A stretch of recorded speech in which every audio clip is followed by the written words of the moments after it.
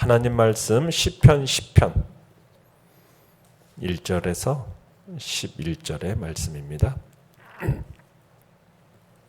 시편 10편 1절에서 11절 우리 한 목소리로 같이 읽겠습니다. 시작. 여호와여 어찌하여 멀리 서시며 어찌하여 환난 때에 숨으시나이까. 악한 자가 교만하여 가련한 자를 심히 압박하오니 그들이 자기가 베푼 꾀에 빠지게 하소서. 악인은 그의 마음의 욕심을 자랑하며 탐욕을 부리는 자는 여호와를 배반하여 멸시하나이다. 악인은 그의 교만한 얼굴로 말하기를 여호와께서 이를 감찰하지 아니하신다 하며 그의 모든 사상에 하나님이 없다 하나이다.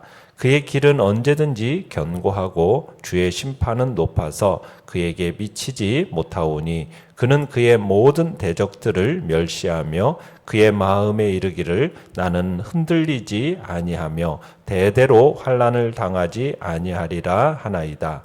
그의 입에는 저주와 거짓과 포악이 충만하며 그의 혀 밑에는 잔해와 죄악이 있나이다.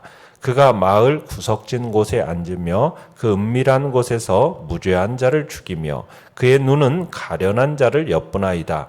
사자가 자기의 굴에 엎드림 같이 그가 은밀한 곳에 엎드려 가련한 자를 잡으려고 기다리며 자기 그물을 끌어당겨 가련한 자를 잡나이다. 그가 굽으려 엎드리니 그의 포악으로 말미암아 가련한 자들이 넘어지나이다. 그가 그의 마음에 이르기를 하나님이 잊으셨고 그의 얼굴을 가리셨으니 영원히 보지 아니하시리라 하나이다. 아멘. 오늘 말씀의 제목은 천리안을 가진 재판관이라는 제목으로 말씀을 나눕니다. 오늘 이 시편은 악한 자들이 강포를 행하는 부조리한 이 현실 앞에서 하나님의 공의 실현을 호소하는 것을 내용으로 하고 있습니다. 하나님께서 공의와 신실하심으로 가련한 자를 악한 자들로부터 구원해 주시기를 소원하는 그런 심경을 명료하게 나타내고 있습니다. 여기서 악인이라는 사람은 어떤 사람이냐? 이 세상 역사에 대한 어떤 초월자 하나님의 간섭과 섭리를 무시하는 사람입니다. 심지어는 하나님의 존재 자체도 부인하는 무신론자로 나타나고 있습니다. 또한 그러한 악인은 하나님께 대한 두려움이 없어요. 그러다 보니까 자신 이외의 다른 사람에 대해서는 멸시하는 사람, 그리고 자기 탐욕을 채우기 위해서는 조금의 양심의 가책도 없이 잔해와 포악을 행하는 자, 이런 사람으로 이 시편의 악인으로 등장을 하고 있습니다. 자, 시인은 1절을 보시면 하나님을 향해서 매우 답답한 심정을 토로하고 있습니다. 우리 1절을 같이 한번 읽어볼까요? 시작. 여호와여 어찌하여 멀리 서시며 어찌하여 환난 때에 숨으시나이까. 자, 얼마나 시인은 답답했는지 어찌하여 이렇게 반복하면서 하나님께 부르짖고 있습니다. 시인이 이렇게까지 하나님을 애타게 찾는 이유는 무엇이겠습니까?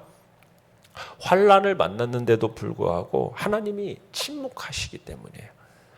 하나님께서 그가 만난 환난에서 자신을 구원해 주시지 않기 때문에 지금 답답한 심정을 토로하고 있는 겁니다. 그러니까 환난 날에 하나님께서 지켜주시는 것이 아니라 그냥 멀리 숨어 계신다, 방관자로 계신다, 이런 식으로 지금 탄식을 하고 있는 거죠. 자, 내용 관찰 문제 1번을 보시면은 악인의 독백을 살펴볼 때 그는 자신과 하나님에 대해 어떻게 착각하고 있습니까? 자, 악인의 가장 큰 죄악은 뭐냐면 하나님을 멸시하는 것이고 그분의 말씀을 멸시하는 겁니다. 그러니까 이 세상에 하나님이 없다는 거예요. 하나님이 있다 한들 내가 무슨 일을 하는지 전혀 알지 못한다, 이런 식으로 생각을 합니다. 그래서 자신은 결코 흔들리지 않을 것이고 언제까지나 환난을 당하지 않고 행복하게 살 것이다 라는 착각, 이런 착각이 이 악인의 생각입니다.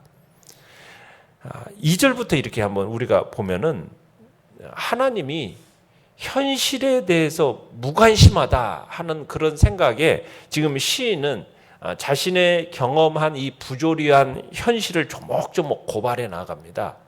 자, 2절을 한번 읽어봅니다. 시작. 악한 자가 교만하여 가련한 자를 심히 압박하오니 그들이 자기가 베푼 꾀에 빠지게 하소서.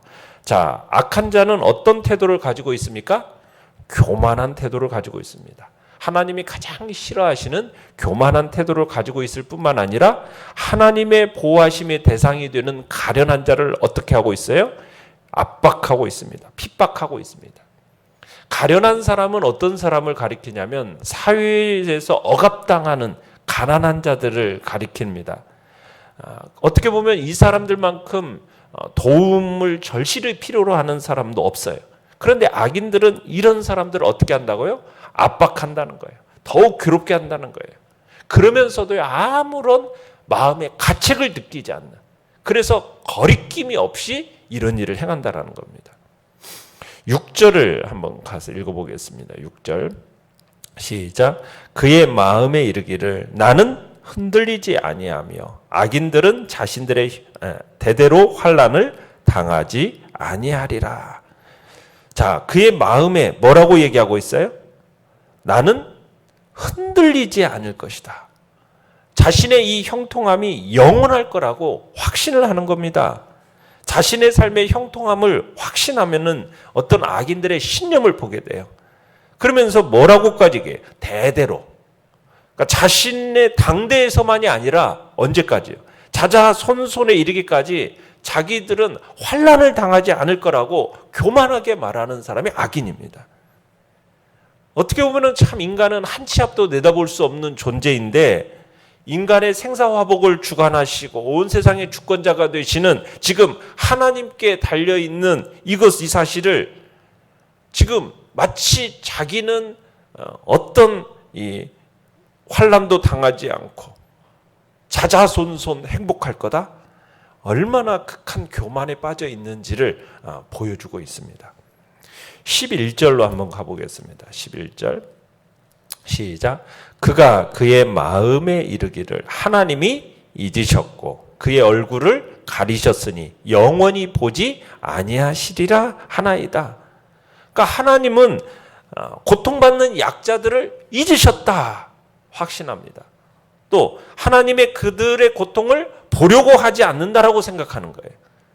가령 하나님이 본다고 할지라도 거기에 대해서 대수롭지 않게 여겨서 하나님이 아무런 조치도 취하지 않으실 것이다 라고 생각하는 것이 지금 그들이 악을 행하는 데 있어서 그 마음이 담대한 이유입니다. 지금 악인들의 이 마음의 독백들을 지금 살펴보는 거죠. 자, 내용관찰 문제 2번을 보시면은 자, 악인의 생각과 삶의 중심에는 무엇이 있습니까? 자, 3절을 같이 한번 읽어보겠습니다. 3절입니다. 시작. 악인은 그의 마음의 욕심을 자랑하며 탐욕을 부리는 자는 여호와를 배반하여 멸시하나이다. 자, 악인의 가지는 특징 중에 하나가 뭐냐? 그 마음의 욕심을 자랑하는 겁니다. 마음의 욕심. 하나님께서 물질에 대한 자신의 소욕을 채우기 위해서 하나님의 형상대로 창조된 인간을 착취하고 괴롭혀. 하나님은 이런 사람들을 반드시 공의로서 심판하십니다. 그런데 지금 시인이 볼 때는 이 일이 현실적으로 이루어지지 않는 것처럼 보이는 거예요. 심판받아야 마땅한 이런 존재들이 도리어 활개치는 것으로 보이니까 지금 깊이 탄식하면서 지금 이들의 악행을 고발을 하고 있는 겁니다. 그런데 그들의 중심에는 욕심이 있고 그 욕심을 자랑하는 거죠. 4절을 한번 읽어보죠. 4절 시작. 악인은 그의 교만한 얼굴로 말하기를 여호와께서 이를 감찰하지 아니하신다며 그의 모든 사상에 하나님이 없다 하나이다. 자, 지금 악인이 나타내 보이는 교만의 극치는 뭐냐?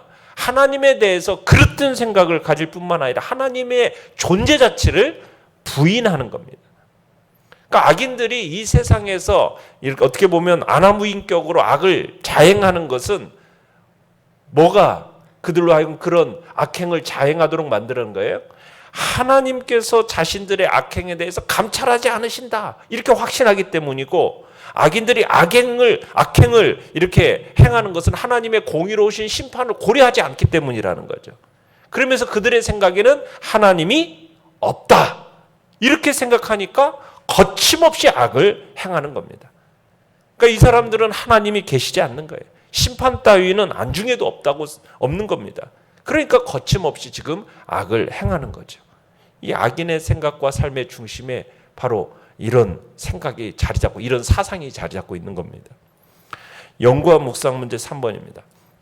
악인의 교만과 포악 그리고 하나님이 없다고 확신하는 것 자체가 저주의 심판이 되는 이유는 무엇입니까? 자, 요한복음 3장 18절에는 이런 말씀이 있습니다. 그를 믿는 자는 심판을 받지 아니하는 것이요 믿지 아니하는 자는 하나님의 독생자의 이름을 믿지 아니하므로 벌써 심판을 받은 것입니다. 독생자의 이름을 믿지 아니함이 벌써 심판을 받은 거다. 이렇게 얘기를 해요. 이 얘기는 이 얘기를 이렇게 함께 이제 참조로서 얘기하는 바는 뭐냐면 악인의 교만, 포악, 하나님이 없다라고 확신하는 이 행태가 어떻게 보면 자신들에게 주어진 그 구원의 기회를 악의 기회로 삼음으로써 자신들의 멸망을 더욱 확실하게 하는 것에 지나지 않는다. 그러니까 이런 모습, 악인의 교만함, 포악함, 하나님이 없다고 확신하는 이것 자체가 어떻게 보면은 저주의 심판이라는 거예요.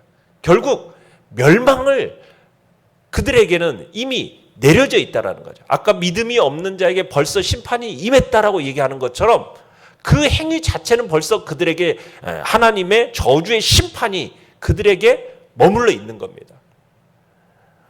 5절, 6절 같이 한번 읽어보겠습니다. 시작. 그의 길은 언제든지 견고하고 주의 심판은 높아서 그에게 미치지 못하오니 그는 그의 모든 대적들을 멸시하며 그의 마음에 이르기를 나는 흔들리지 아니하며 대대로 환난을 당하지 아니하리라 하나이다. 이 악인의 길이 항상 형통하고 하나님의 심판은 높아서 그 심판이 악인들에게 전혀 느껴지지 않아서 그들이 하나님의 심판으로부터 자유롭게 살아간다. 지금 그렇게 얘기하는 겁니다. 그러니까 지금 이렇게 교만해진 이 악인들은 자신들을 대적하는 자들에 대해서 오히려 조롱하고 비웃음으로 일관하는 지금 태도를 보이고 있는데 나는 흔들리지 않는다. 대대로 환난을 당하지 않는다. 이런 방자한 마음을 품는다는 거예요. 또 그들의 입에는 뭐가 있습니까? 7절에 보면은 저주와 거짓과 포악이 충만하고 혀 밑에는 뭐가 있어요? 잔해와 죄악이 있다라는 거예요. 그러니까 하나님의 심판을 깨닫지 못하는 악인들은 이렇게 막 교만해지고 더욱 방자해져 가지고 악을 행하는 일에 막 감대하게 된다는 거예요. 이 악인들의 이런 행태는 어떻게 보면 오히려 그들에게 주신 이 구원의 기회인데 이 구원의 기회를 악의 기회로 삼음으로써 자신들의 멸망을 더 확실하게 하는 것에 지나지 않는다라는 거예요. 반드시 멸망을 당하게 될 거라는 그런 모습이 그 자리에 있는 거죠. 그러니까 우리에게 주어진 시간이라는 것은 기회입니다. 기회가 많다라는 건 참 좋은 일이에요.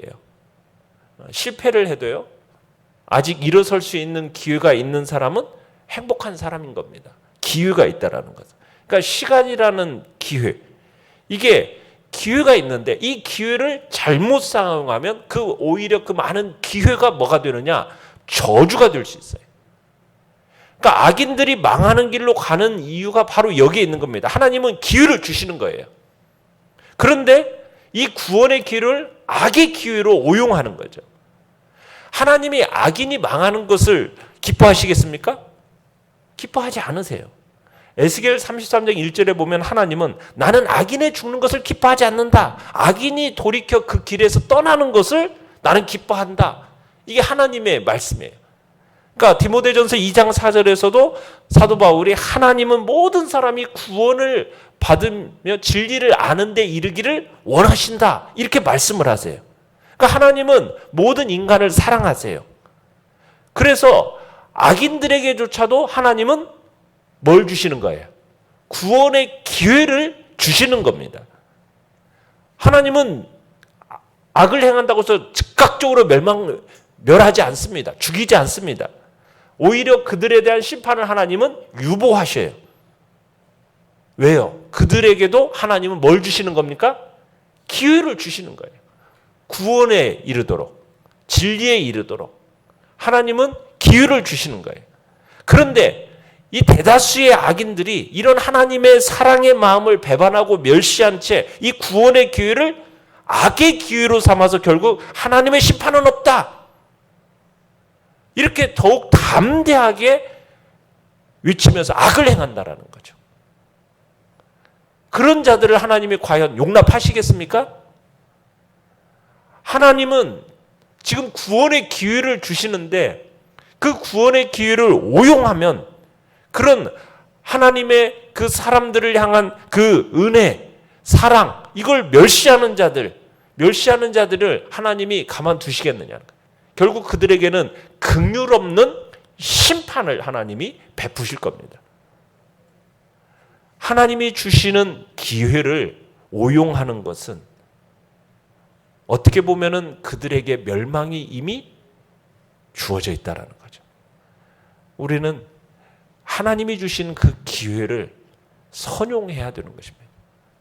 주님 앞에서 기회라는 것이 얼마나 복되고 가치 있는 일인지, 언제까지 하나님 앞에서 이 기회는 존재하지 않는 것이거든요. 느낀 점 4번입니다. 하나님을 멸시하며 자신은 언제까지나 행복할 것이라고 믿는 사람들의 모습을 볼 때 무엇을 느낍니까? 아니, 인간은 한 치 앞도 내다볼 수 없는 존재예요. 그런 인간이 생사화복을 주관하시는 그 하나님, 온 세상의 주권자가 되시는 하나님을 멸시한다라는 것, 그러면서 자신은 언제까든지 행복할 것이라고 여기는 그런 인간을 볼 때 너무나도 어리석다라는 것을 느끼게 되는 겁니다. 우리가 사는 이 세상은 참 부조리한 면이 많아요.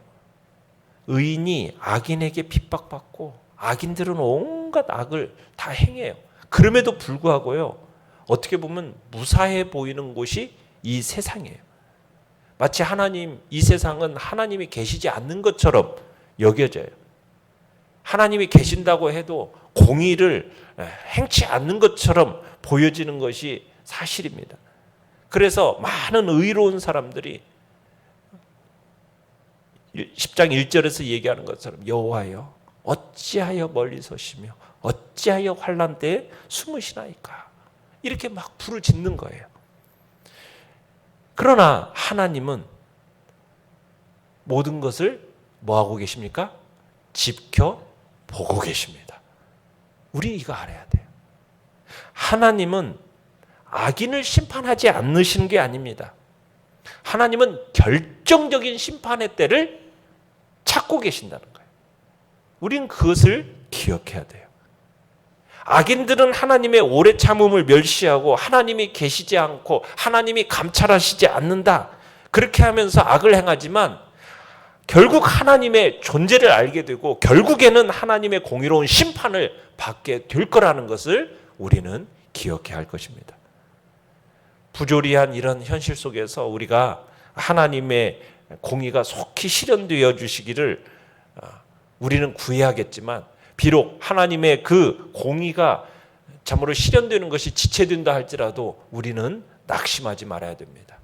인내하면서 하나님의 때가 있음을 기억해야 되는 거죠.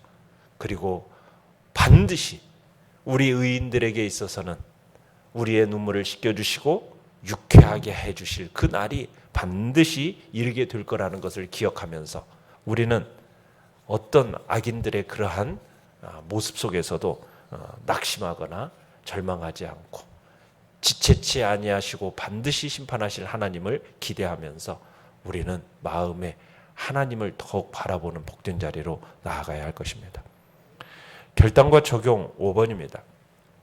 혹시 악인처럼 교만한 마음으로 하나님의 말씀을 무시한 적은 없습니까? 어느 장소에서 벌어지는 어떤 일이든 하나님이 다 보고 계신다는 사실을 인식한다면 내 삶이 어떻게 달라지겠습니까? 여러분, 우리의 삶에 일어나는 모든 일들이 하나님이 다 보고 계신다. 불꽃 같은 눈으로 하나님이 낱낱이 보고 계신다. 그리고 그 죄악에 대해서 반드시 심판을 준비하고 계신다. 여러분, 이런 생각을 한다면 우리는 어떻게 살아가겠습니까? 하나님 앞에서 나를 어디서든 감찰하시는 그 하나님의 눈, 그분의 눈을 의식하며 살아간다면 우리는 스스로를 참으로 항상 경계하면서 그리고 거룩하게 살기 위해서 우리의 마음을 또 하나님 앞에서 우리의 행동거지를 조심하며 살아가게 될 것입니다. 우리는 하나님이 보고 계신다. 그분 앞에서 살아간다라는 불꽃 같은 눈으로 우리의 삶을 보고 계시고 모든 상황과 환경을 다 지켜보고 계신다라는 그런 하나님 앞에서의 의식, 그분의 눈앞에서의 의식을 가지고 살아가는 복된 삶이 되시기를 간절히 바랍니다. 오늘의 기도 같이 읽겠습니다. 시작. 악으로 치닫는 이 세대를 본받지 않고 하나님을 경외하며 선한 일에 더욱 힘쓰게 하소서. 아멘. 말씀을 생각하면서 기도하시고요. 연약한 우리의 지체들을 위해서 기도해 주시기 바랍니다. 그리고 구원의 역사가 우리가 교회 가운데 충만하게 나타나기를 소원하면서 또한 새생명전도 축제 가운데 하나님의 구원과 생명의 역사를 놓고 또한 기도해 주시기 바랍니다. 주여, 우리 세 번